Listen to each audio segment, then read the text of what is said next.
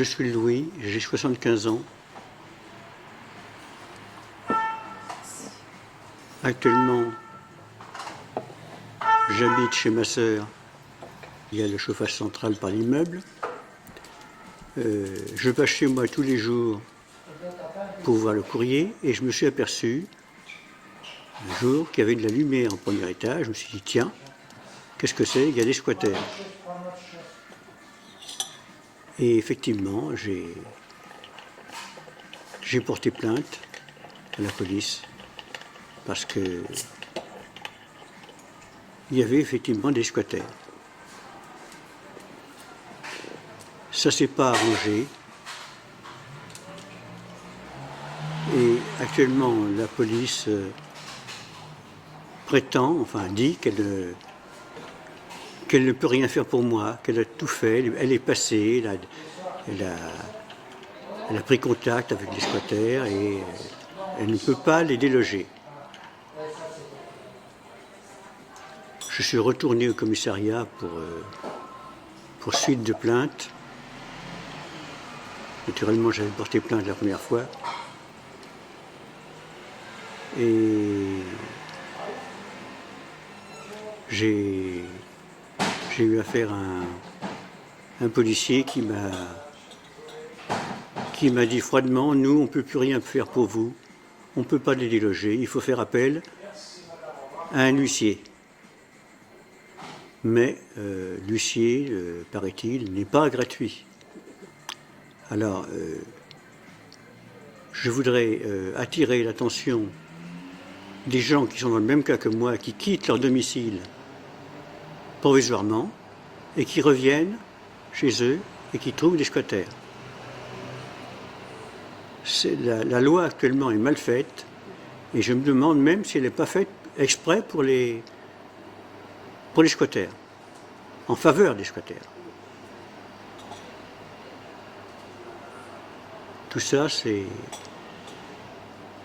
Je pense qu'il faudrait faire une nouvelle loi qui défende les gens comme moi qui ne peuvent pas se défendre. Voilà. C'est une maison, mais j'habite là-bas depuis 1957. Propriétaire parce que j'ai hérité de mon père.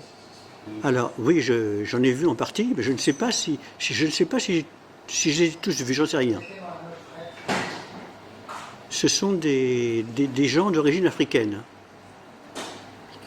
Aux dernières nouvelles, c'était 2. Maintenant, il y a des gens qui pensent qu'il serait 4.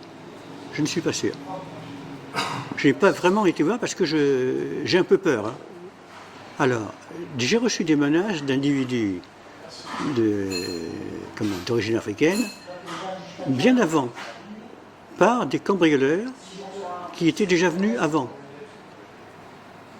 D'ailleurs, il faut savoir que si ces squatters se sont emparés des locaux, c'est parce qu'ils ont trouvé des clés à l'intérieur pour pouvoir ouvrir toutes les portes. Les premiers intervenants, si on peut dire, africains, ont exigé que je leur donne de l'argent et je leur ai donné tout ce que j'avais sur moi. Ils étaient deux Africains. Alors, des jeunes, je ne sais pas si c'était 20, 30 ans, j'en sais rien. De toute façon, moi, je ne suis pas physionomiste. La police m'a demandé, est-ce que vous les reconnaîtriez? J'ai dit non. Alors cela, naturellement, j'aurais pas donné de l'argent si je n'avais pas été menacé. Donc j'ai été menacé, il y avait même un des deux, qui était le chef, en quelque sorte, m'a dit, je vais te tuer si tu ne me donnes pas d'argent. Et qu'a dit la police à ce moment-là? Rien, j'ai posé plainte, c'est tout. Alors, je me suis adressé à la suite de tous ces événements à une amie de ma sœur qui a une association de défense des victimes. Et actuellement, le dossier est entre ses mains. Mais nous nous heurtons toujours à cette petite phrase. Il n'y a que les huissiers qui peuvent faire quelque chose. Non, je n'ai pas fait appel à des politiques. Je compte peut-être faire appel à des politiques. La loi devrait être changée. La police est démunie. Depuis combien de temps il squatte votre maison? Un peu avant Noël, je crois. Alors l'état des lieux est épouvantable. C'est épouvantable parce qu'il n'y a pas eu seulement squat, mais cambriolage. Tout a été retourné. Donc toutes vos affaires personnelles? Oui, ont été vandalisées et pillées également. Il y a des choses naturellement que je ne retrouverai jamais. Et vous avez dit ça à la police, qu'est-ce qu'ils en pensent? Pas grand-chose. La police n'en pense pas grand-chose.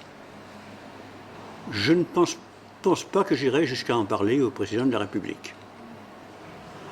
C'est quand même un fait grave. C'est vrai.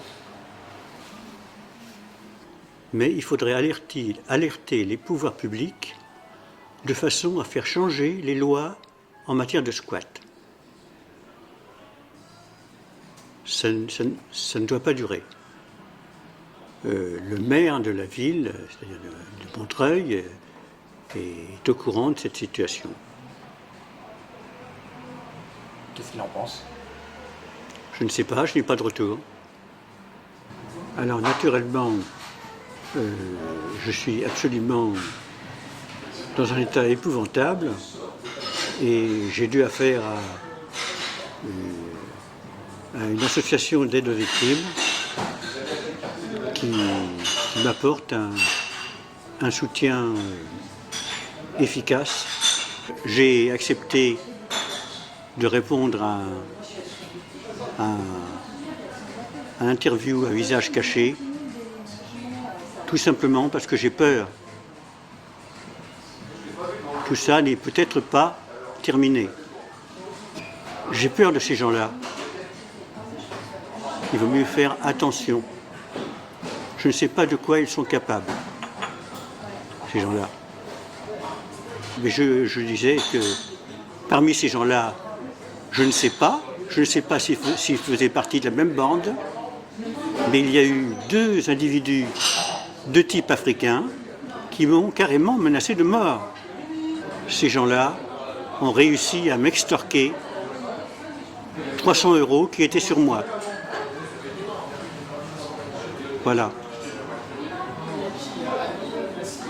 C'est ce que je voulais dire. Toujours, oui, j'ai toujours peur. Et même quand je sors au supermarché à côté, je pense même que parfois je suis suivi. Président d'une association d'aide aux victimes, il nous a expliqué qu'il y avait des personnes qui étaient intervenues dans son appartement et ils l'ont menacé à savoir à donner une somme d'argent et qu'il ne fallait surtout pas qu'il aille à la police porter plainte. Et par la suite, il a été squatté par ces mêmes individus, 2 ou 3 personnes, on ne sait pas exactement le chiffre.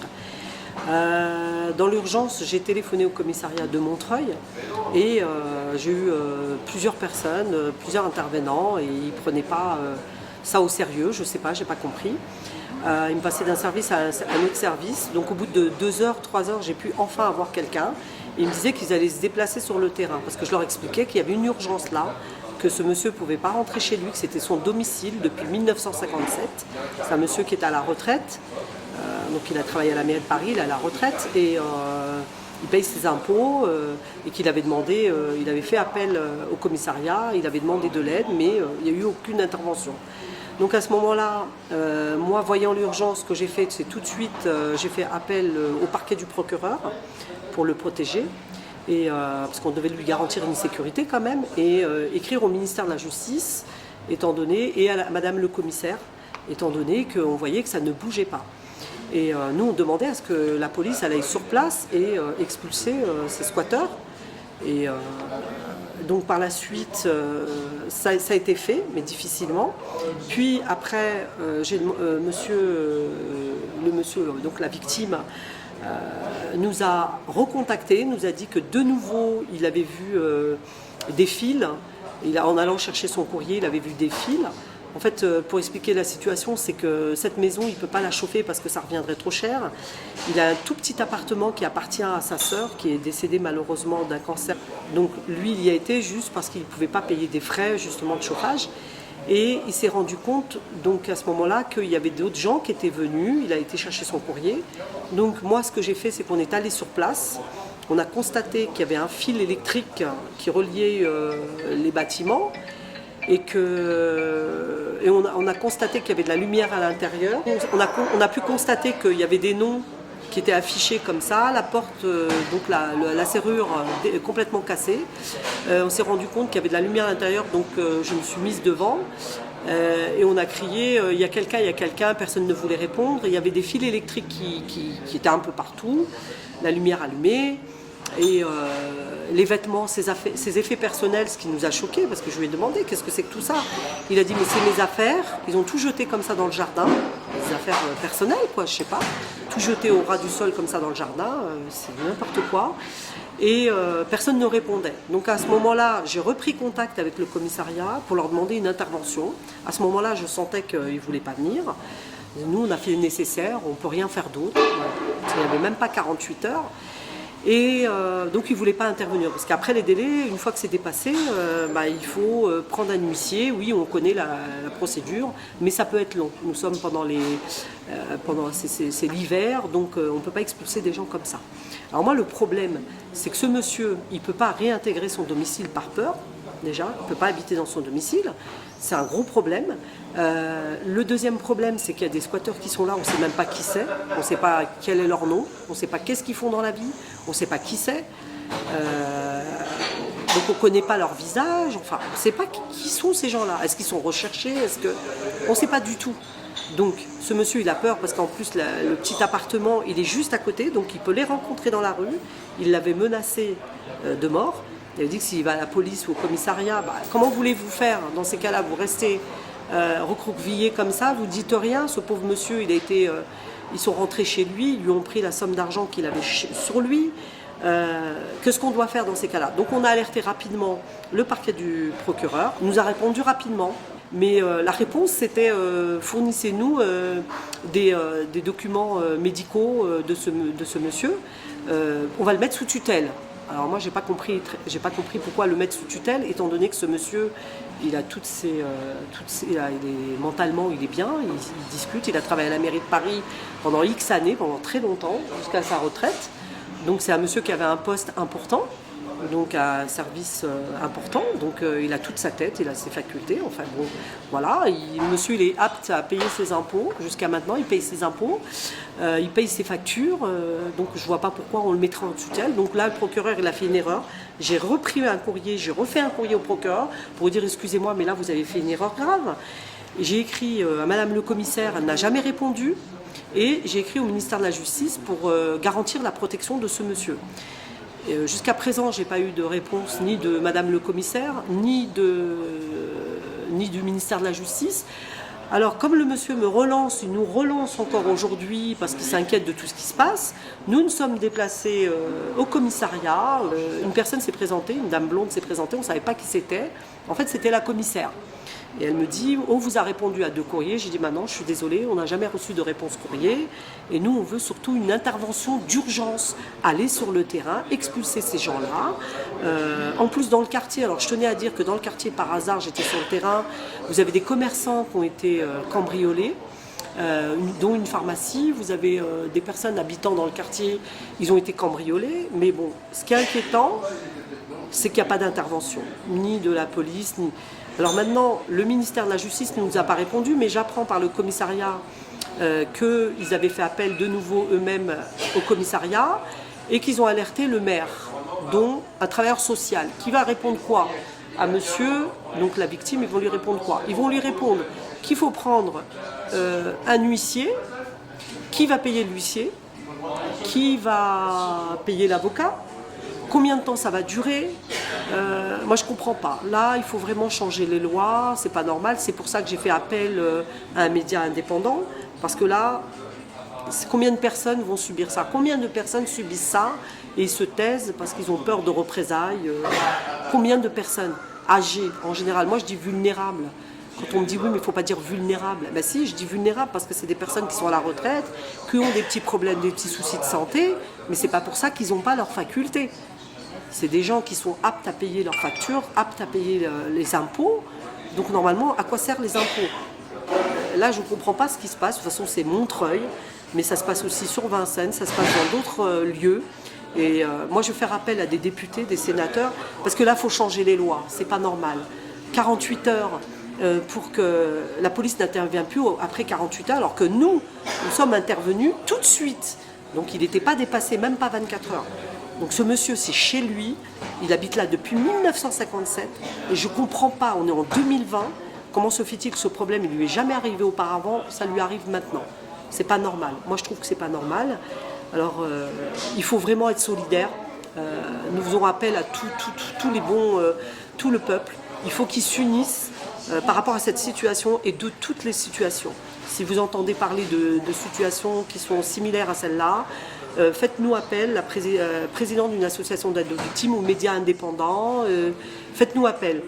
Il n'y a pas de souci, on interviendra, on viendra sur le terrain et on interviendra. De toute façon, on va faire intervenir des députés, des sénateurs, parce qu'il faut changer les lois. Là, c'est pas normal. La loi, elle n'est pas pour la victime, elle est là pour les prévenus, les délinquants. On ne sait pas qui c'est ces gens-là. Est-ce qu'ils sont recherchés? Là, j'ai posé la question tout à l'heure aux policiers. Est-ce que vous savez qui c'est ces 4 individus? Enfin, on dit 4 individus, on ne sait pas. On ne sait pas qui c'est ces gens-là. On ne sait pas. Donc, est-ce qu'ils sont recherchés? On ne sait pas. Alors, vous avez des individus qui sont dans une maison qui ne leur appartient pas. Ils cassent une serrure. Alors, vous partez, vous êtes hospitalisé une semaine, vous rentrez chez vous. Il y a des gens qui squattent chez vous. Et bien, la police, ils m'ont dit, c'est comme ça. Non, mais je vous jure, c'est vrai. Ils m'ont dit, c'est comme ça. Je dis, mais là, je suis outrée d'entendre ça. Est-ce qu'on est vraiment en France? Est-ce qu'on est vraiment en France? Ça fait peur. Ça fait peur. Parce que tout le monde peut être dans le même cas. On rentre chez nous, on n'aurait pas le droit de faire sortir les squatteurs. Non, mais c'est pas normal. Et la police n'intervient pas. Ils ont des effectifs. Moi, j'ai vu tout à l'heure, ils avaient des effectifs. Ils ont ce qu'il faut. Alors, ce qu'on nous répond, c'est on va mettre sous tutelle la personne. Non, mais je rigole, mais c'est vrai. Je suis outrée d'entendre ça. Et on va faire appel au travailleur social. Mais qu'est-ce qu'elle va faire, le travailleur social? Rien. On va dire on va faire une demande d'aide juridictionnelle. Mais le monsieur, s'il dépasse le montant, lui, il doit gagner 1200 €, quelque chose comme ça. Oui. Et il dépassera l'aide juridictionnelle, il ne pourra pas l'avoir. Il faudra qu'il paye un huissier. Donc les frais, c'est encore pour lui. Et au jour d'aujourd'hui, il ne peut pas rentrer chez lui. C'est son domicile, c'est à lui, il ne peut pas rentrer chez lui. Donc qu'est-ce qui va se passer? Les gens qui vont être dans la même situation. Imaginez-vous ce qui peut se passer. Les gens vont faire leur loi tout seuls. Si la police, la justice, le procureur n'intervient pas au jour d'aujourd'hui dans cette affaire, vous allez voir ce qui va se passer. Il y aura une justice, les gens vont faire leur justice eux-mêmes. Alors moi, je fais un appel à tous les citoyens, citoyennes, aussi aux élus, aussi aux députés, sénateurs, ministres, président de la République. On va lui écrire, on va lui faire un courrier, on va l'alerter sur ça. Et là, en ce moment, c'est les élections. Il serait temps de bouger. Vous avez une affaire, ça dure depuis Noël. Le pauvre monsieur, vous avez quel âge? 75 ans. 75 ans. Le monsieur, depuis 1957, il vit là. Il a 75 ans. En 2020, il a fallu que ça arrive maintenant.